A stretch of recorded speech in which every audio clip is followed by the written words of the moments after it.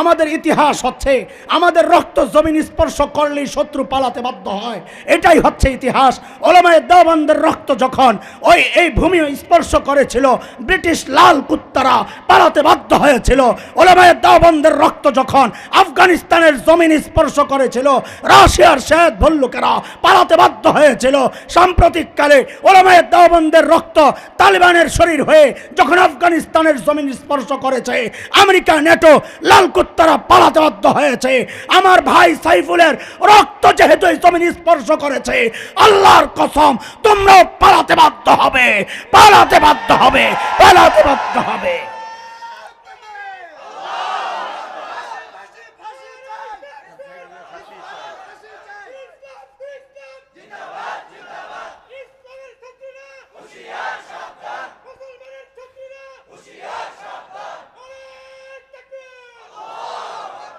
সাম্প্রতিককালে আপনারা সবাই এ ব্যাপারে সজাগ আছেন, জানেন international society for Krishna consciousness নামক যেই সংগঠন, সংক্ষেপ যেটা ইসকন, এটা তো একটা সংক্ষেপ রূপ, পুরোটা হচ্ছে international society for Krishna consciousness. কৃষ্ণার আদর্শ বাস্তবায়নে তাদের কাজ। সনাতন হিন্দু, সাধারণ হিন্দুদের কাছে আমাদের পয়গাম, আমরা আপনাদের শত্রু নই, আমরা বকে নিতে জানি।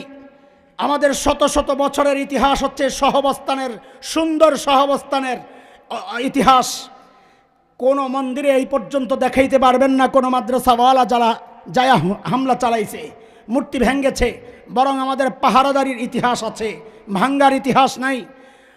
আপনাদেরকে ডিস্টার্ব করতে চাই না, আপনারা আমাদের ভাই, আপনাদের নিরাপত্তা আমাদের দায়িত্ব, এটা শিখেছি আমি আমার নবীর আদর্শ থেকে।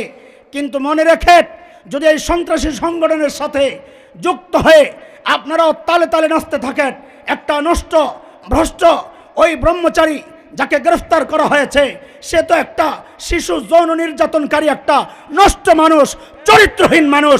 চরিত্রহীন মানুষের পেছনে কোনো চরিত্রবান মানুষ দাঁড়াতে পারে না। কেউ যদি দাঁড়ায়, তার পক্ষে কথা বলে, বুঝতে হবে এগুলোও দুশ্চরিত্রের, এগুলোও নষ্ট ভ্রষ্ট, এগুলোও শিশু নির্যাতনকারী, সমকামী। কথা বলেন ঠিক কিনা? আসলে কি পতিত ফ্যাসিস্ট, ওরা আরেকজনের ঘাড়ে চাইপা আবার নতুন একটা সাম্রাজ্য কায়েম করতে চাচ্ছে। সবগুলার গোড়া হচ্ছে দিল্লি। আমাদের নতুন স্লোগান আমাদের ছেলেরা উঠাইছে, ঢাকা না দিল্লি। কথা কয় না, ঢাকা না দিল্লি। হ্যাঁ, আমাদের গোড়া, আমাদের শেখর। তোমরা থাকবা এখানে, চলবা ওদের কথায়। বহুদিন সয়েছে, এটা আর চলবে না। বাংলাদেশে ভারতীয় আধিপত্যবাদীদের দালালদেরকে, 90 রাজাকারদেরকে বাংলায় আমরা থাকতে দেব না ইনশাআল্লাহ, দেব না ইনশাআল্লাহ। মুসলমান প্রস্তুত আছি তো ইনশাআল্লাহ, আল্লাহ কবুল করেন ইনশাআল্লাহ। বাকি খামাখাই আমরা কোনো হিন্দুকে ডিস্টার্ব করব না। আমরা সহনশীল নবীর, সহনশীল রবের বান্দা, আমরা সহনশীল রবের বান্দা, আমরা রহমতের নবীর উম্মত। আমরা এই কাজ আমাদের শোভা পায় না। নিরীহ কাউকে আমরা ডিস্টার্ব করব না, কোনো হিন্দুর বাড়িতে আমরা হানা দিব না, কোনো হিন্দুর মন্দিরে আমরা তাদেরকে ডিস্টার্ব করব না। তারা আমাদের ভাই, তারা যেন আমাকে দেখে মনে করে, নিরাপদ বোধ করে। এটাই হচ্ছে ইসলামের সৌন্দর্য। মুসলমান দেখলে যদি আরেকজন নিজেকে নিরাপদ মনে না করে, নবী বলেছেন মান সালিম আল মুসলিমুনা মিন লিসানিহি ওয়া ইয়াদিহি। আরেক বর্ণনা আসছে আল মুসলিম মান সালিমান নাস মিন লিসানিহি ওয়া ইয়াদিহি। প্রকৃত মুসলমান তো সে যার মুখ এবং হাত থেকে অন্য মানুষ নিজেকে নিরাপদ মনে করে। আলহামদুলিল্লাহ, আমরা নিজেদেরকে সেই আদর্শেই মানুষের সামনে আমরা প্রকাশ করতে চাই। সেই নবীর রহমতের, নবীর আদর্শই আমরা বিলাতে চাই, ছড়াতে চাই। আমরা চাই শুধু আপনাদের কাছে সহযোগিতা। কোনো সন্ত্রাসী সংগঠনের পাশে দাঁড়াবেন না, তাইলে আপনারাও সমান অপরাধী হবেন। কোনো সন্ত্রাসীর পক্ষে দাঁড়াবেন না, তাহলে আপনারাও সমান অপরাধী হবেন।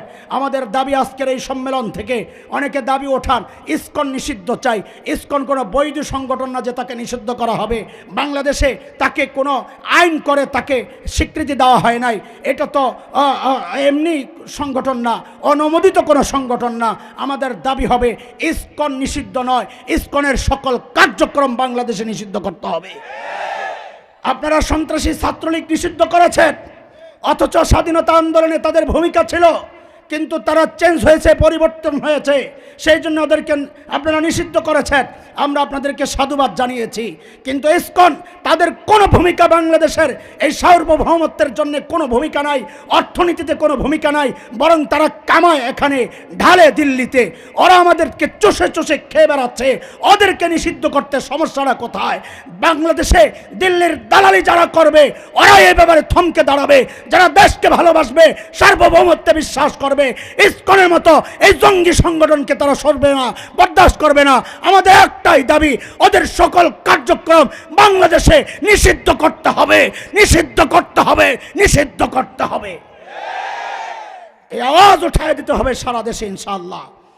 আমাদের বড়রা ডাকবেন, আমরা কাউকে থ্রেট দেওয়ার জন্য মিছিলে যাব না, আমরা যাব নিজেদের শক্তি প্রকাশ করার জন্য। এটাও দরকার লাগে। নবী যখন উমরাতুল কাজা, হুদায়বিয়ার সন্ধির বছর তো উমরা করতে দেওয়া হয় নাই, শর্ত ছিল আগামী বছর করবেন, 3 দিনের বেশি থাকতে পারবেন না। এই 3 দিন কাফেররা বলেছে আমরাও মক্কায় থাকবো না, মক্কা ছেড়ে দিব। নবী আলাইহিস সালাম যখন ঢুকছেন তওয়াফ করবেন, কাফেরদের মধ্যে বলা বলি শুরু হয়ে গেছে, মদিনা থেকে মরারা আইছে। মরারা কে আইছে? মরা বুঝেন না? দুর্বল, দুর্বল না খায়া মরা, মরা আমরা বলি মরারা আইছে, দুর্বল দুর্বল। এগুলা বলে তওয়াফ করবো, ঠিক বলি 2 তওয়াফ দিয়ে তো মাথা ঘুরে পড়ে যাবো গা। এই দৃশ্য দেখার জন্য কাবার গেটের বরাবর একটা পাহাড় ছিল, কোয়াইকিয়ান নাম, ওই পাহাড়ে উঠছে সবাই ওই দুর্বলদের তওয়াফের দৃশ্য দেখার জন্য, যে কয়টায় চক্কর খাইয়া পরে মাথা ঘুরাইয়া, দুর্বল তো। নবী আলাইহিস সালাম সাহাবী করে ডাক দিয়া কয়, রে ওরাম করে দুর্বল ভাবতেছে না, তোরা একটা কাজ কর, প্রথম 3 তওয়াফের মধ্যে একটু এইভাবে এইভাবে দৌড়া। এটাকে আরবিতে বলে রমল। কি বলে? রমল। হজের মধ্যে দেখেন না হাজি সাহেবরা রমল করে, কেন করে? ওই কোয়াইকিয়ান পাহাড়ের উপর থেকে কাফেররা ওই দৃশ্য দেখার অপেক্ষায়, যে দুর্বল মুসলমান এক চক্কর দিয়েই তো মাথা ঘুরে পড়ে যাবো এগুলা। নবী কয়, তোরা দেখা দে, আমরা মাথা ঘুরায় পড়ার জাতি না। দেখ আমরা তোকে মতন তওয়াফ করি না হাইটা হাইটা, আমরা লাফাইয়া লাফাইয়া তওয়াফ করি। 3 চক্করের মধ্যে আবার একটা জায়গা আছে, রুকনে ইয়ামানি আর হজরে আসওয়াদ, এই অংশটুকু ওই কোয়াইকিয়ান পাহাড় থেকে দেখা যায় না, কাবার আড়ালে পড়ে গেছে। তো নবী কয়, ওই দিক দিয়ে হুদা দৌড়ে এলাম কি, তোরা এই জায়গাটা সহজভাবে চলবা, আবার ওই কোণার থেকে দৌড় শুরু করবা। 3 চক্কর দেওয়ার পর এখন নিজেরাই বলা বলি শুরু করছে, কিরে তোরা কইলি দুর্বল, হেঁটে দিয়ে আমগর থেকে সবল। তো বোঝা গেল মাঝে মাঝে, এটারে কয় মুজাহারা, মাঝে মধ্যে শক্তি প্রদর্শনের জরুরত আছে, দরকার আছে। এই জন্য যখনই ডাক পড়বে, এটা থ্রেট না, ওদেরকে নিজেদের শক্তির জানান দেয়া দেওয়া। কারণ মানুষের স্বভাব হচ্ছে দুর্বলের উপর চাইপা বসে। আপনারা চুপচাপ বসে থাকলে, মিনমিন করলে, ওরা আজকে সাইফুলকে হত্যা করেছে, কালকে যে মামুনুল হককে হত্যা করবে না, তার গ্যারান্টি কে দিবে? বলেন, তার গ্যারান্টি কে দিবে? এই জন্য এখন থেকে ওদেরকে রুখতে হবে। আজকে আপনারা কথা বলছেন, আমি হাসান জামিল চট্টগ্রামের আলামিন সংস্থায় 4 বছর আগে এই ইসকনের বিরুদ্ধে কথা বলে আসছি। সেদিন তারা জয় শ্রীরাম বলে আমার সন্তানকে প্রসাদ খাইয়েছিল। সেদিন বলেছিলাম, বাংলাদেশে যদি স্লোগান হয়, স্লোগান হবে সাবিলুনা সাবিলুনা, আল জিহাদ আল জিহাদ। জয় শ্রীরামের স্লোগান 90% দেশে, বাংলাদেশে ইমানদারদের দেশে জয় শ্রীরামের স্লোগান চলতে পারে না, চলতে পারে না, চলতে পারে না। আল্লাহ নিজের পরিচয় দিচ্ছেন, আল্লাহ ওয়া কানাল্লাহু আলিমান হালিমা। আল্লাহ আলিম, সব জানেন, হালিম সহনশীল। সহনশীলতার এই পরিচয়ের সাথে আল্লাহ নিজের পরিচয় আলিমের পরিচয়টাও এনেছেন। কেন? যা আমরা অনেককে ছাড় দেই তার ব্যাপারে না জানার কারণে।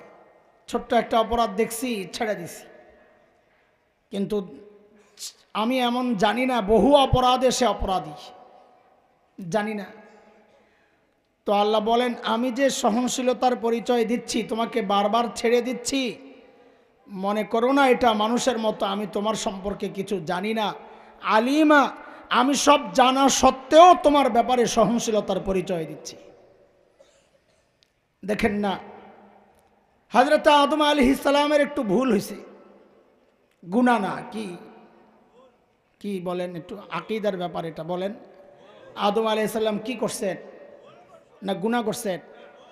আহলুস সুন্নাহ ওয়াল জামাতের আকীদা হচ্ছে কোন নবী জিন্দেগিতে কোনো গুনাহ করেন নাই। নবীদের দোষ তালাশ করা এটা ভয়ঙ্কর অপরাধ। এমনকি সাহাবীদের দোষ তালাশ করাও একটা ভয়ঙ্কর অপরাধ। কেন? কারণ সাহাবীদেরকে আল্লাহ ক্ষমার ওয়াদা করেছেন, লাহুম মাগফিরাহ ওয়া আজরুন আযীম। যাদেরকে আল্লাহ ক্ষমা করেছেন তাদেরকে নিয়ে আমি আপনি মন্তব্য করা, তাদের দোষ তালাশ করা, এটা নষ্ট চরিত্রের আর নষ্ট মিজাজ না হইলে এই কাজটা কেউ করতে পারে না।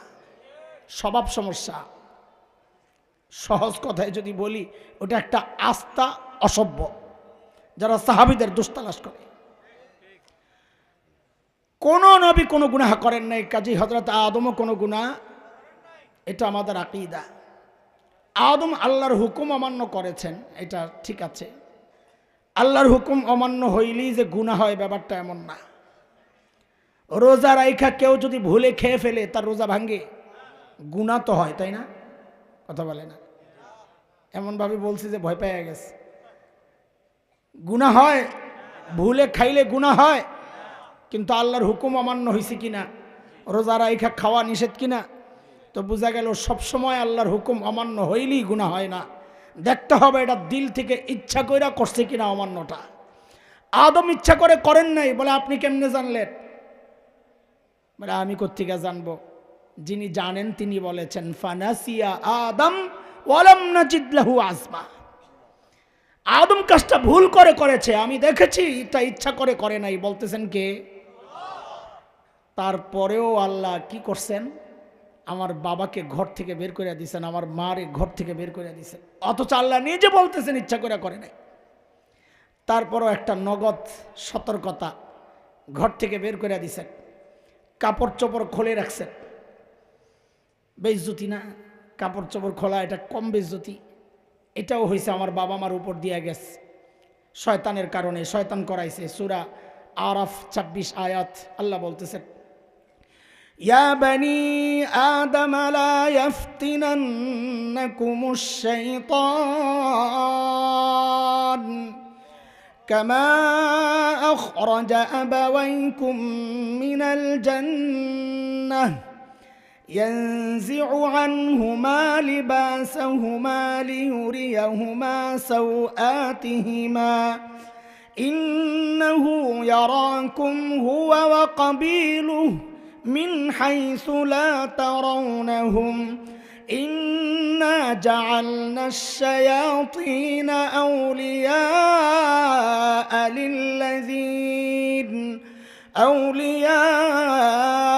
للذين لا يؤمنون।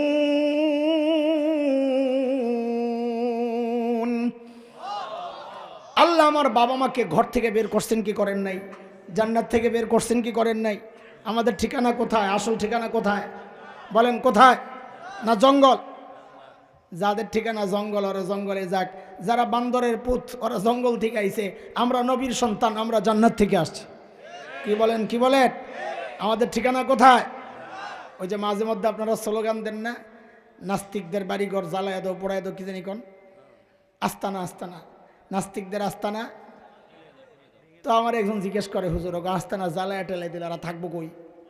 তা আমি বলো, ওরা তো জঙ্গল থেকে আইছে, বান্দরের পুত, জঙ্গলে যাইবো গা, ওরা মানুষের লোকে থাকতে আইছে গে, এটাই তো অপরাধ। আর নাহলে চিড়িয়াখানায় যাক, ঠিক আছে না কথা?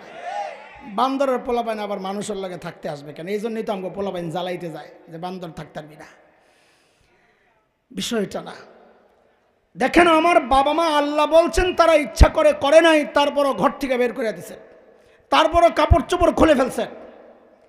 অথচ আমি আপনি ঠিক উল্টা, আমাদের বহু মানুষ কাপড় খুলে আমরা গুনায় লিপ্ত হচ্ছি। আল্লাহ কতটা সহনশীলতার আচরণ আমাদের সাথে করতেছেন, সেই আমাকে আল্লাহ আবার কাপড় পরাইয়া ঘরে ঢুকাইতেছেন। আমি আপনি ঘর থেকে বের হয়ে অপরাধ করতেছি। আমার বাবা ইচ্ছা করে অপরাধ করেন নাই, আমার বাবারে আল্লাহ ঘর থেকে বের করে দিয়েছেন। অথচ আমার আপনার সাথে কি আচরণ হচ্ছে? আমরা গুনাহ করতেছি, বাহিরে যায়া ওই আল্লাহ দয়া করে আমাকে আবার ঘরে ফেরত আনতেছেন। দুনিয়ার সিস্টেম হচ্ছে কোম্পানি লস, কোম্পানি বন্ধ করে দাও, নাকি বলেন? কোম্পানি লস হইলে কোম্পানি চালু রাখে না বন্ধ করে? এই আজকে চা খাইয়ানোর সময় চিনি নেই না, কারণ এগুলা চিনি না, এগুলা কেমিক্যাল। তো বলতেছি পঞ্চগড় গেছিলাম, যায় দেখছি বিশাল চিনি কল বন্ধ করে দিস। কেন? আয় নাই তো কি করবে, বন্ধ করবে না তো কি করবে। তো এটাও তো একটা লস প্রজেক্ট। বর্তমানে আল্লাহ যত মানুষ সৃষ্টি করতেছেন অধিকাংশ আল্লাহকে মানে না আল্লাহর হুকুম অমান্য করে। বলেন বলেন বলেন, দুনিয়ার অধিকাংশ মানুষ আল্লাহর হুকুম মানে না অমান্য করে। এটাও তো একটা লস প্রজেক্ট। কিন্তু আল্লাহ তাআলা সহনশীলতার পরিচয় দিচ্ছেন। তারপরেও মানুষ যেই কয়টা মরতেছে তারপরে বহু সংখ্যায় আরও বেশি আল্লাহ দুনিয়ায় পাঠাইয়া দিতেছে। কোম্পানি বন্ধ করেন নাই, কোম্পানি চালু রাখছেন আল্লাহ তাআলা। আল্লাহর সহনশীলতা। আমি আপনি গুনাহ করি, দরজা বন্ধ করে, জানালা বন্ধ করে, আমার মালিক কতটা সহনশীল। আল্লাহু আকবার। ভেতরে গুনাহ চলছে আর আমার মালিক ওই গুনাহ অবস্থায়ও দরজার নিচে দিয়া বাতাস আর অক্সিজেন পাঠাইয়া দিচ্ছেন যেন আমি মইরা না যাই। আল্লাহু আকবার। এই জন্য নবী বলেন সাল্লাল্লাহু আলাইহি সাল্লাম, পড়েন না এত কাঞ্জুস কেন আপনারা, বুঝলাম না কিছু। আমার নবীরে খুব জিতাই দিয়েছেন সাল্লাল্লাহু আলাইহি। কে জিতছে? কে জিতছে? কেন জিতছি? সুবহানাল্লাহ। হাদিস, নবী আলাইহিস সালাম বলেছেন যে একবার আমার উপর দুরূদ পড়বে আল্লাহ কয় রহমত পাঠান? কয়টা বলেন? 10টা। ফেরেশতারা তার জন্য মাগফিরাতের দোয়া কয়বার করেন? 10 বার। বলেন কয়বার? কারা? কয়জন? 10 জনের কথা আছে নাকি হাদিসে? হাদিসে আসছে ইন্নাল্লাহা ওয়া মালাইকাতাহু ইউসাল্লুনা আশারা সালাওয়াত। আল্লাহ এবং তার ফেরেশতারা কি রামানি 10 জন? কয়জন কোন? সব। সোজা কথা বলেন, আল্লাহ সংখ্যা কয় নাই, আপনি অসংখ্য আর অগণিত আর 10 জন 20 জন কয় আলাপ কি কোন? সব। বলেন সব। সব ফেরেশতা তার জন্য দোয়া করে। সব মানে কত? বলেন এইবার সব মানে কত? হাদিসের কথা। বাইতুল্লাহর উপরে বাইতুল মামুর আছে, ওখানে ফেরেশতারা ঢুকে। বলে প্রতিদিন প্রতিবার 70,000 ফেরেশতা ঢুকে। যে একবার ঢুকে কিয়ামত পর্যন্ত দ্বিতীয়বার ঢোকার আর সুযোগ তার হবে না। তাহলে আল্লাহর সৃষ্টির ফেরেশতা কত? সব ফেরেশতা তার জন্য দোয়া করে। একবার দুরূদ পড়লে আর আমি কাঞ্জুস সেই দুরূদটারে অবহেলায় ছেড়ে দিই। বড় মুহাব্বতের সাথে সাল্লাল্লাহু আলাইহি ওয়াসাল্লাম। আল্লাহর হাবিব বলেন তাখাল্লাকু বিআখলাকিল্লাহ, নিজেদের স্বভাবকে আল্লাহর স্বভাবের বানানোর চেষ্টা করো। সহনশীল হও, সহনশীল। একটু কিছু হইলেই রিয়াকশন দেখায়া দিও না। সহনশীলতা এটা আল্লাহর স্বভাব। নবীর মধ্যেও আল্লাহ স্বভাব দিছেন রহমতের নবী। পারিবারিক জীবন, সামাজিক জীবন, রাষ্ট্রীয় জীবন, বন্ধু, আত্মীয়, অধীনস্থ, শত্রু, এমন কেউ নাই যে নবীর ওই সহনশীলতার সুযোগ নেয় নাই। হাদিস পড়েন আর দেখবেন আহারে কি মানুষ ছিলেন আমার নবী। হযরতে আনাস খাদেম রাদিয়াল্লাহু আনহু হাদিস বর্ণনা করেছেন, ছোটবেলায় আসছিলাম নবীর কাছে, 10 বছর খিদমত করেছি। এই 10 বছরে একবারের জন্য আমার নবী আমাকে একটা ধমক দেন নাই, মার দেওয়া তো দূরের কথা। অথচ এখন প্রত্যেকটা ঘরের কাজের মায়ের মুখের মধ্যে ওই যে গরম খুসুনের দাগ পাওয়া যায়।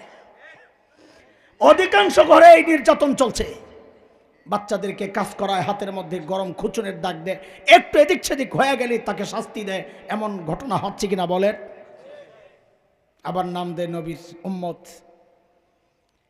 আমার নবী নিজের পরিবারের সাথে কতটা সহনশীল ছিলেন। পারিবারিক জীবনগুলো দেখেন। আম্মা জান আয়েশা রাদিয়াল্লাহু তাআলা আনহা নিজেই বলেন, মাঝে মধ্যে যখন আমি খেপা যাইতাম, ভাই স্বামী স্ত্রীর সম্পর্কের মধ্যে নবী আর উম্মতের ব্যাপার আসবে না, এটা হলে আবার পেশাল বাইরেন না। বলে মাঝে মধ্যে যখন লাইগা যাইতাম নবী, আমি চেষ্টা গেলে নবী দেখতাম মুস্কি মুস্কি হাসতেন, আমার কিছু কইতেন না। এর মধ্যে একদিন আবু বকর ঢুকছে রাদিয়াল্লাহু আনহু। নবী আলাইহিস সালাম বলেন, আবু বকর, আমগো দুইজন একটু ঝামেলা চলতেছে, আপনি একটু ফায়সালা করে দেন। তাও বকর বলে, কি সমস্যা বলে? তো নবী বলবেন। তো আম্মাজান বলতেছেন, যা বলবেন ঠিকঠাক মতো বলবেন, উল্টাপাল্টা করবেন না। এটা বলার সাথে সাথে আবু বকর দিছে এক চটকানা। বলো কি তুমি, নবী উল্টাপাল্টা বলার মানুষ? যে একটা দিছে, আল্লাহর নবী আটকায় দিয়েছেন, আবু বকর আপনারে তো বিচার করার জন্য আমি বলি নাই, আমি বলছি ফায়সালা করার জন্য। একটা খাইয়াই আম্মাজান গেছেন গে নবীর পেছনে। আবু বকর চলে গেছেন, যাওয়ার পরেই নবী আস্তে করে এবার সুযোগটা নিয়ে নিয়েছেন। কি বলেন? দ্বিতীয় থাপ্পড় খাওয়ার থেকে তো আমি বাঁচাই দিলাম। স্বামী স্ত্রীর সম্পর্ক কোনদিন খাবারের দোষ ধরেন নাই আমার নবী। একটু ঝাল বেশি হইলে, একটু লবণ বেশি হইলে এমন পোড়া কপালও আছে খাবার টেবিলে খাবার উল্টায় ফালাইয়া দেয়। সহনশীলতা। ভেবেছেন এটা শুধু আপনজনের সাথেই করেছে? না, শত্রুর সাথেও আমার নবীর আচরণটা এমনই ছিল, সহনশীলতার। তিনি তো রহমতের নবী। ইয়ামামা এক কাফের বংশ, তার নেতা সুমামা ইবনে আসাল রাদিয়াল্লাহু আনহু আসছেন, মুসলমান হয়েছেন। উনি যে অঞ্চলের নেতা, ওই অঞ্চলে গমের চাষ খুব ভালো হইতো। তারা নিজেদের প্রয়োজন মিটায়া আশেপাশেও সাপ্লাই করত, এক্সপোর্ট। মক্কাওয়ালারাও সেই ইয়ামামার গম দিয়েই নিজেদের খাবারের ব্যবস্থা করত, রুটি। হযরত সুমামা ইবনে আসাল রাদিয়াল্লাহু আনহু নিজের এলাকায় যাইয়াই সিদ্ধান্ত নিছে, মক্কাওয়ালা করে আর গম দেব না যারা আমার নবীরে কষ্ট দিস।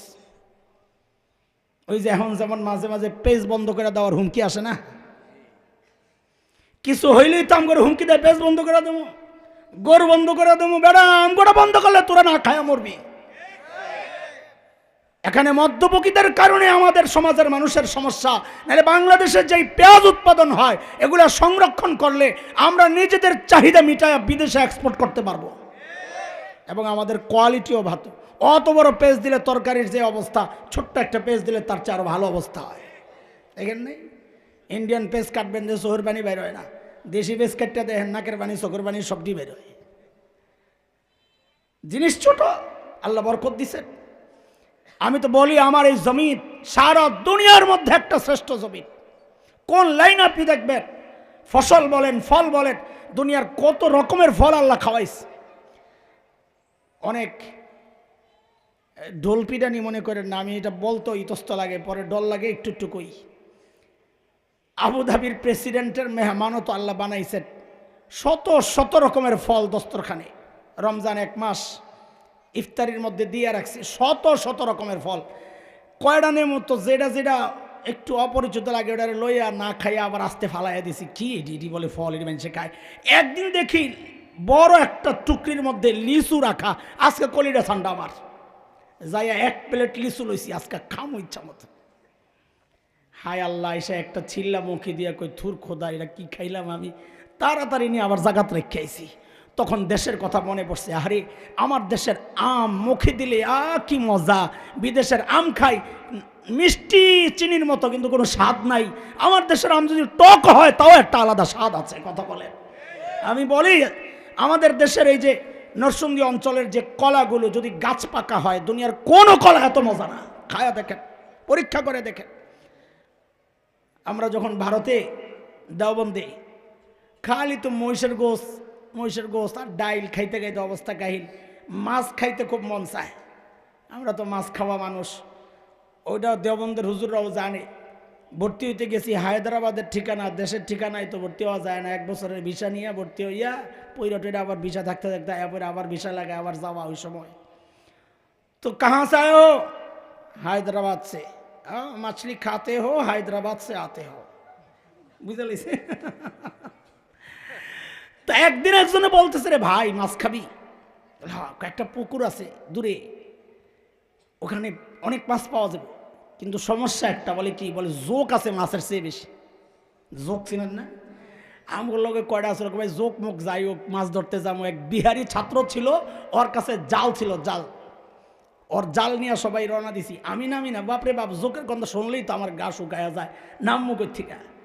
কিন্তু ওই গ্রামের ছেলেবেলে যারা নেমে গেছে, জোক টেনে টেনে খালি ফালায় আর মাছ ধরে। সুবহানাল্লাহ। ট্যাংরা মাছ আর বুতিয়া মাছ ছিলেন, বুতিয়া মাছ, এই 2 মাছ প্রচুর নিয়ে আইছি, অনেকগুলা রান্না করছি। আজকে তো এক একজনের মানে রস খালি পড়ে যেতেছে, আজকে খাওয়া একটা হবে। সুবহানাল্লাহ। হায় খোদা, মাছ একটা মুখে দিয়া কই মাছ কামড় দিলাম না মারির চাকা মুহ দিলাম আল্লাহই জানে। তখন দেশের কথা মনে পড়ছে, আরে আমার দেশের মাছের মধ্যে আল্লাহ কি মজা দিয়া দিছেন। সাদে কি আর ইলিশের জন্য মিছিল হয়? বুঝো না এই কথা? কলকাতা ইলিশের জন্য মিছিল কি সাদে হয়? আমগো ইলিশ না গেলে তোমাকে পূজা চলে না, আবার পেজের হুমকি দাও মিয়া। তোকে পেজ খামু না কি হইছে, তোকে গরু খামু না কি হইছে? আমগো চাষিরা গরু এখন বহুত চাষ হইতেছে আলহামদুলিল্লাহ, কৃষকরা এখন বহুত, এটা আল্লাহ তাআলার নিজাম। মানুষের জরুরত অনুযায়ী আল্লাহ সম্পদ পাঠান। আপনি দেখেন আগে প্রত্যেকটা ঘরের মধ্যে ঘোড়া ছিল, ছিল না? এখন যেমন সাইকেল হুন্ডা, আগে ছিল কি? ওই ঘোড়াগুলো কই গেছে? কোনো জন্ম নিয়ন্ত্রণ ব্যবহার করছে নাকি? আর ঘোড়াটি কই? এখন ঘোড়া কই?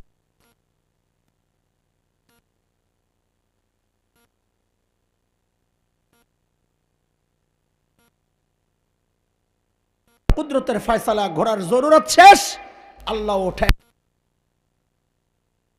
নাই। আল্লাহ তাআলা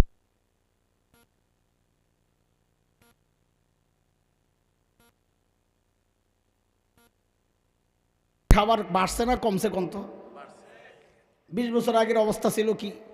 একটা মুরগি জবে করছে, আমি তো বলি মাঝে মধ্যে, বাচ্চারা পড়ছে শরিয়া কায়দে, জুজউল্লাযী লা ইয়াতাজাজ্জা, টুকরা করতে করতে আর টুকরা করা যায় না, মুরগির টুকরা হয়েছে এত পিস। আজকে রান টুকরা হয়েছে 4 টুকরা, বড়টা দিছে জামাইরে। আর এখন তো আস্তা মুরগি দিল, বিয়া ভাঙ্গা যা, আস্তা খাসি কান দিল না।